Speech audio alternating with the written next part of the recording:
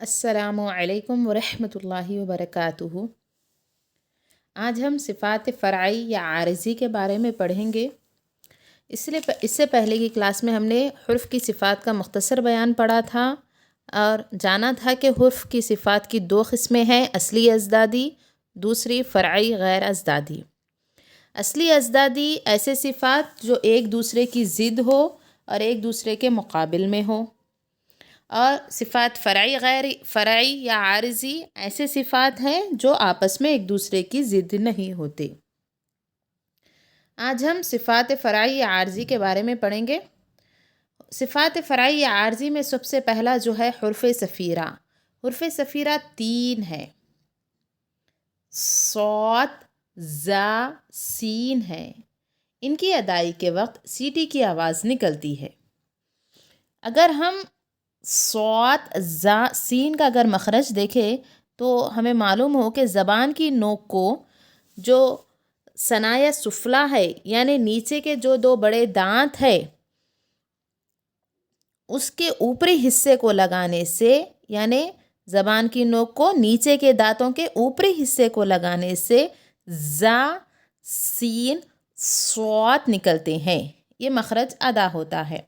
دیکھیے ان کی جب ادائی ہوتی ہے تو جیسا کہ ہم سنتے ہیں چڑیاں جس طرح چہچہاتی ہے، جس طرح وہ آواز ہوتی ہے، اسی طرح ان حروف کی آواز آتی ہے، اور سیٹی کی طرح تیز آواز، جو سیٹی کی طرح تیز آواز آتی ہے، اسی طرح ان حروف کی آواز نکلتی ہے۔ صاد، زا، سین، یہ ان کی صفات ہے۔ حرف صفیرہ ان 3 حروفوں کو کہا جاتا ہے۔ اس کے بعد دیکھیں دوسرا حرف مقلقلہ۔ حرف مقلقلہ 5 ہے، جن کا مجموعہ قطب و جدن ہے۔ جب ہم پہلے قاعدہ جو پڑھتے ہیں نورانی قاعدہ، تو اس میں بھی ہم نے حرف مقلقلہ کے بارے میں پڑھا ہے۔ جب یہ جو 5 حرف ہے، جب ہم ان حرف کو ادا کرتے ہیں تب قلقلہ کی آواز آتی ہے، یعنی گونج پیدا ہوتی ہے آواز میں۔ قاف، طا، با، جیم، دال، یہ 5 حرف ایسے ہیں جب ان حرف کو ادا کیا جاتا ہے تو قلقلے کی آواز آتی ہے۔ ان حرف میں جبکہ یہ وصل یا وقف میں ساکین ہو، یعنی یہ حرف کب قلقلہ پیدا کرتے ہیں؟ جب وصل میں ہو یا وقف میں۔ دیکھیے وصل ملا کر پڑھنے کو کہتے ہیں، جب ملا کر پڑھا جاتا ہے تو اس کو وصل کہا جاتا ہے۔ وقف کے معنی ٹہننے کے ہیں۔ ہم ان باتوں کو اپنی ڈائری میں نوٹ کر لیں تاکہ آگے جب ہم قواعد پڑھیں گے تو ہمیں بہت زیادہ آسانی ہوگی۔ وصل ملا کر پڑھنے کو کہتے ہیں، وقف کے معنی ٹہننے کے ہیں۔ اور ساکین کسے کہتے ہیں؟ دیکھیے جزم کو سکون کہتے ہیں۔ یہ ہم اپنی بک میں لکھ لیں اور زبانی یاد کر لیں۔ اور جس حرف پر جزم ہو، جو حرف سکون کے، یعنی جزم کو سکون کہتے ہیں، اور جس حرف پر سکون ہو اس کو ساکین کہتے ہیں۔ ساکین کہتے ہیں، اگر کسی حرف پر جزم آ رہا ہے تو ہم اس کو ساکین کہیں گے۔ اب دیکھیے جب یہ حرف جو ہے وصل کی حالت میں ہو یا وقف کی حالت میں ہو، ساکین ہو، تو ان کی آواز میں قلقلہ یعنی گونج پیدا ہوگا۔ جب یہ حرف سکون کی حالت میں ہے، جزم ان کے اوپر ہے، یا ہم ملا کر پڑھے یا ہم وقف کرے، اگر یہ ساکین ہے تب ان کی آواز میں قلقلہ پیدا ہوگا یعنی گونج ہوگا۔ واضح رہے کہ یہ قلقلہ یا گونج اتنا زائد نہ ہو کہ جس کی وجہ سے حرف پر کوئی تشدید کا اضافہ ظاہر ہو، یعنی قلقلہ یا گونج اتنا زائد نہ ہو کہ حرکت یا کوئی اس حرف پر کوئی حرکت یا تشدید کا اضافہ ہمیں معلوم ہو، اس طرح ہمیں قلقلہ نہیں کرنا چاہیے۔ تیسرا قاعدہ دیکھیں ہم، حرف مدہ کا قاعدہ ہے۔ حرف مدہ 3 الف واو یا ہے۔ ہم حرف مدہ کا اگر ہم مخرج دیکھیں تو ہمیں معلوم ہے کہ یہ مخرج جوفی ہے، یعنی ان حرف کا جو مخرج ہے منہ کا خالی حصہ ہے، یعنی یہ جوف کے معنی میں منہ اور حلق کے درمیان بیچ کا جو کھلا حصہ ہے، وہاں سے یہ 2 حرف ادا ہوتے ہیں۔ ان کو کھینچ کر پڑھا جائے گا بشرطے کہ یہ ساکین ہو، یعنی الف واو یا جب یہ حرف پڑھنے میں آئیں گے، جب قرآن میں ہم ان کو پڑھیں گے، اگر یہ ساکین ہو، ساکین کسے؟ جزم، اگر ان حرف کے اوپر سکون ہو، ساکین ہو، یہ جزم ہو ان کے اوپر، تو ان کو تھوڑا کھینچ کر پڑھا جائے گا۔ اور ان سے پہلے، یعنی پہلے تو ان کو تھوڑا کھینچ کر پڑھے، بشرطے کہ شرط یہ ہے کہ وہ ساکین ہو، اور ان سے پہلے حرف پر ان کی موافق حرکت ہو، حمزہ کی موافق حرکت زبر، واو کی پیش اور یا کی زیر ہو۔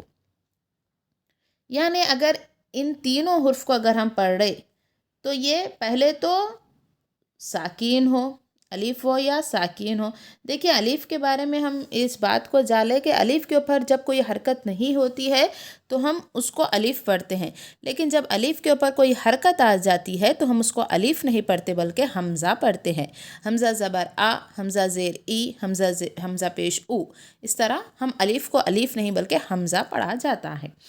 اب یہ جو حمزہ کی موافق حرکت زبر ہے، یعنی حمزہ جو الف ہے اس سے پہلے ہمیں زبر ہونا ہے، واو سے پہلے پیش ہو اور یا سے پہلے زیر ہو۔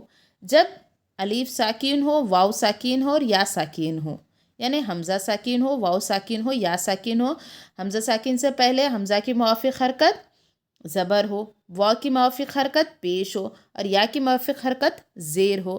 اگر یہ اس طریقے سے آ رہا ہے تب ہم یہاں پر حرف مدہ کا قاعدہ ہوگا، ان کو وہاں پر تھوڑا سا کھینچ کر پڑھا جائے گا۔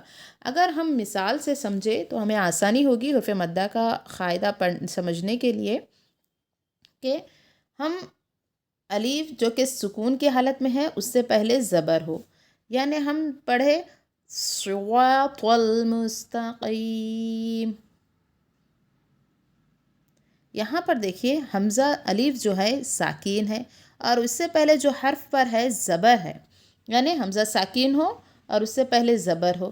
یہاں پر ایسا ہی ہو رہا ہے، یہ سکون کی حالت میں ہے اور اس سے پہلے زبر ہے، تو یہاں پر حرف مدہ کا قاعدہ ہو رہا ہے، صراط المستقیم، یعنی یہاں پر آپ تھوڑا کھینچ کر پڑھیں گے۔ دوسری مثال جو ہے وہ واو کی ہے، واو سکون کی حالت میں ہے اور اس سے پہلے پیش ہو، واو کی جو موافق حرکت ہے پیش ہو۔ واو کی موافق حرکت کو اگر ہم دیکھیں تو غیر المغضوب، آپ یہاں واو کو دیکھیں، واو سکون کی حالت میں ہے یہاں پر، اور ضاد ہے، ضاد کے اوپر جو ہے وہ پیش ہے۔ یہاں دیکھیں واو ساکین ہے، جزم ہے، اور جو ضاد ہے ضاد کے اوپر پیش ہے، تو یہاں پر حرف مدہ کا قاعدہ ہوگا۔ اس طریقے سے ان مثال کے ذریعے سے ہم واو کے مثال کو سمجھے حرف مدہ کے قاعدے میں۔ تیسرا جو ہے یا ہے، یا کے لیے شرط کیا ہے کہ یا سے پہلے زیر ہو۔ مثال سے ہم سمجھے نستعین، نستعین، یہ ہے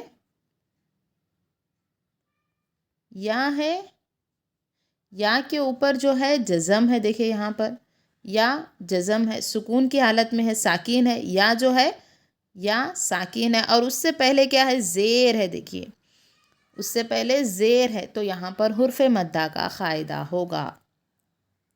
اس کو اچھی طرح ہم یاد کر لیں اور سمجھ لیں تو ہمیں آگے انشاءاللہ جب ہم قرآن تجوید کے ساتھ پڑھیں گے تو ہمیں بہت آسانی کے ساتھ ہم قرآن کو تجوید کے ساتھ پڑھ پائیں گے انشاءاللہ۔ چوتھا جو قاعدہ ہے وہ دیکھیں ہم حرف لین کا قاعدہ ہے۔ حرف لگینہ دو حرف ہے، واو یا، واو ساکین ہو یا ساکین، یعنی واو یا، یہ حرف مدہ کے مقابلے میں نرم پڑھے جائیں گے بشرطے کہ یہ ساکین ہو اور ان سے پہلے حرف پر زبر ہو، یعنی یہ ساکین ہو، واو ساکین یا ساکین اور اس سے پہلے حرف پر زبر ہو۔ جہاں کہیں پر بھی یہ ہوگا تو دیکھیے یہ نرم پڑھ جائیں گے۔ لگینہ کے اگر ہم معنی دیکھیں تو نرم پڑھنا، ملائمت سے پڑھنا، ان حرف کو، یہ یا کو اور واو کو ہم بہت ہی نرم پڑھیں گے بشرطے کہ یہ ساکین ہو، ساکین سکون کی حالت میں ہو یہ، اور اس سے پہلے حرف پر زبر ہو، تب یہ ہے نا حرف لگینہ کا قاعدہ ہوگا۔ پانچواں جو قاعدہ ہے وہ دیکھیں یہ حرف منحرفہ۔ منحرفہ، 2 حروف لام اور را ہے۔ اگر ہم ان حروف کا مخرج دیکھیں، لام کا مخرج ہم دیکھیں تو ہمیں دیکھیں اس کے لیے ضروری ہے کہ ہمیں مخارج آئے، کیونکہ مخارج کے بعد ہی صفات ہے۔ اگر ہم لام کا مخرج کس طرح ادا ہوتا ہے ہمیں معلوم ہو تو ہمیں بہت آسانی ہوگی، یعنی زبان کی نوک کے قریبی حصے کو اوپر کے جو دانت ہے، دانتوں کے مسوڑوں کو لگانے سے لام نکلتا ہے، اور را زبان کی نوک کی پیٹھ کو، زبان کی جو نوک ہے اس کی پیٹھ کو اوپر کے دانتوں کے مسوڑوں کو لگانے سے را نکلتا ہے۔ یہ 2 حروف جنہیں منحرفہ حروف کہتے ہیں۔ ان حروف کی ادائی میں زبان پلٹتی ہے، یعنی جب ہم ان حروف کو ادا کریں گے تو ان کی زبان پلٹے گی۔ اس کے لیے ضروری ہے کہ ہمیں مخرج آتا ہو اور ہمیں یہ بھی پتہ ہو کہ مخرج کہاں سے نکلتا ہے، جیسے کہ ال،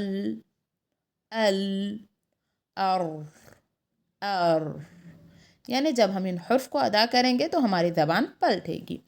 چھٹی صفات دیکھ لیں۔ حرف مکررہ، حرف مکررہ صرف ایک حرف را ہے، ان حرف کی ادائی میں، اس حرف کی ادائی میں یہ حرف بار بار ادا ہوتا ہے۔ دیکھیں جب ہم را کو پڑھتے ہیں، یعنی را کا مخرج زبان کی نوک کی پیٹھ کو، پچھلے حصے کو زبان کے اوپر کے دانتوں کے مسوڑوں کو جب ہم لگائیں گے تو را نکلتا ہے۔ یہ ایک حرف را مکررہ ہے، جب ہم ان حرف کو ادا کرتے ہیں تو یہ بار بار ادا ہوتا ہے۔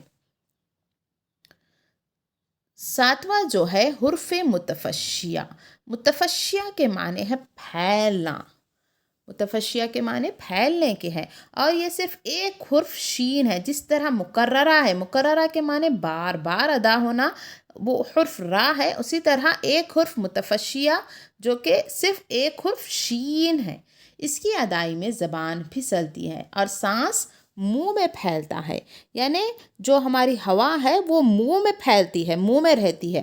شین، اش، اش، جب ہم حرف کو ادا کرتے ہیں تو ہمیں محسوس ہوگا کہ جو ہمارا ہوا ہے، جو سانس ہے وہ منہ میں پھیلتی ہے ہمارے۔ 8واں جو ہے حرف مستطیلہ۔ حرف مستطیلہ صرف ایک حرف ضاد ہے، اس حرف کی ادائی کے وقت اس کی آواز دراز ہوتی ہے، یعنی یہ جو حرف ضاد ہے، یہ جب حرف ادا ہوتا ہے تو اس کی آواز جو ہے بلند ہوتی ہے، طویل ہوتی ہے، اور اس حرف کو جب ہم ادا کرتے ہیں تو دراز ہوتی ہے۔ دیکھیے یہ حرف کا مخرج اگر ہم سیکھیں، کیونکہ اگر ہم مخارج میں اگر کوئی حرف تھوڑا سا ہمیں وقت لے گا، ٹائم لے گا، تھوڑے ٹائم کے بعد یہ مخرج ہے نا تھوڑا ٹف بھی ہے اس کو، تو اس کے لیے اگر ہم اس کا مخرج دیکھیں تو ہمیں آسانی ہوگی اس کو پڑھنے کے لیے کہ زبان کے بائیں کنارے کو، بائیں جانب کے اوپر کے داڑھوں کو لگانے سے ضاد نکلتا ہے۔ اس حرف کی ہمیں زیادہ سے زیادہ پریکٹس کرنی چاہیے، کیونکہ یہ تمام مخارج میں یہ ایک مخرج تھوڑا سا ٹف ہے ہمیں پڑھنے کے لیے۔ ہم جتنا اس کی پریکٹس کریں گے تو انشاءاللہ اللہ تعالیٰ ہمارے زبانوں میں وہ صلاحیت ہوگی، پیدا کرے گا اللہ تعالیٰ کہ ہم صحیح طور پر تجوید کے ساتھ باقاعدہ حرف کی صحیح ادائیگی کریں اور قواعد کے ساتھ قرآن کو پڑھنے کی کوشش کریں گے انشاءاللہ۔ اس کے لیے ضروری ہے کہ ہم پریکٹس کریں، مشق کریں، بار بار مخارج کے ساتھ، جو مخارج ہے وہ حرف کو صحیح ادا کرنے کی ہم بہت کوشش کریں، کیونکہ حرف کی صحیح ادائیگی بہت ضروری ہے۔ حرف غنہ۔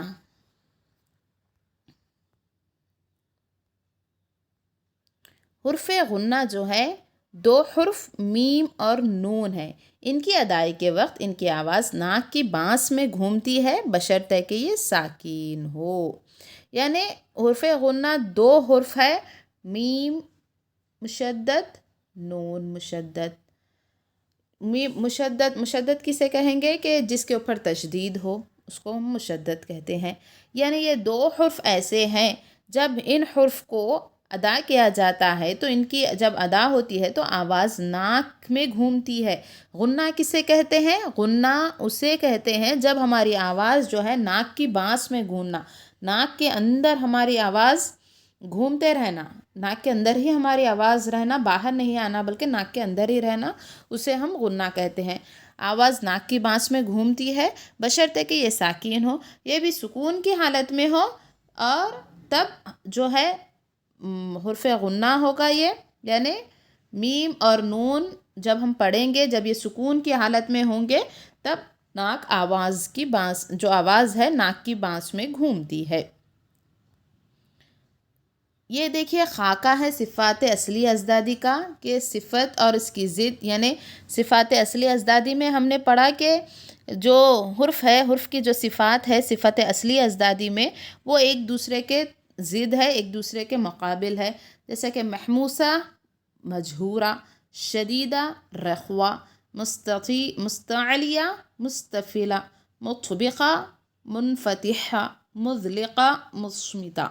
یہ خاکہ ہے، اگر ہم یاد کر لیں تو ہمیں بہت آسانی ہوگی، اور ساتھ ہی محموسہ اس کا مجموعہ، شدیدہ مجموعہ اس کا مجموعہ، ان تمام صفت کا اور اس کا مجموعہ یاد کرنا بھی بہت بہت ضروری ہے، کیونکہ جب ہم قرآن مجید پڑھیں گے تو ہمیں قرآن مجید مخارج اور قواعد کے ساتھ اور اس کے صفات کے ساتھ پڑھنے میں بہت آسانی ہوگی انشاءاللہ۔ اللہ سے دعا ہے کہ اللہ تعالی ہمیں ان تمام چیزوں کو سیکھنے کی توفیق دے اور ہمارے دلوں کو کھول دے، اور ہمیں آسانی کے ساتھ ان تمام چیزوں کو سیکھنے کی توفیق عطا فرما، آمین یا رب العالمین۔ السلام علیکم ورحمۃ اللہ وبرکاتہ۔